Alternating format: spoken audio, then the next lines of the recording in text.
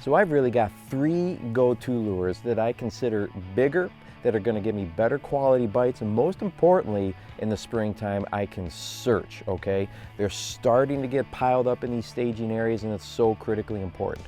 Number one is my crankbaits, my deep divers. Now, if I've got a really shallow body of water I'm fishing, you can get away with your square bills, okay, that's a good one.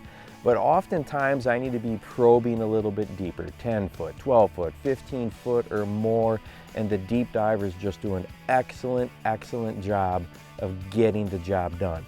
Number two is pick up that old spinnerbait that you haven't thrown in a while. Spinnerbaits are great springtime lures.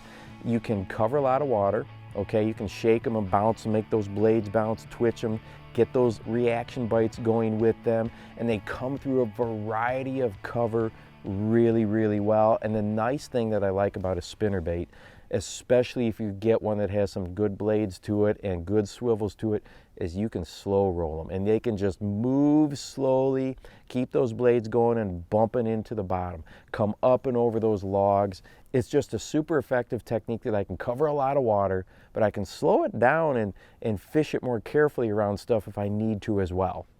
And probably my third one that I've caught maybe more springtime fish on than any other lure, or presentation I should say, and that is a Carolina rig. It just works. You can fish it pretty quick while fishing slow. Let me explain a little bit. So you can make super long casts and cover a ton of water, but yet that lure dragging along, you're still presenting it at a fairly slow pace. But when you think of those rod sweeps, okay, or even the rod pulls, you know, you're covering, 5-6 feet or more on each one of those movements.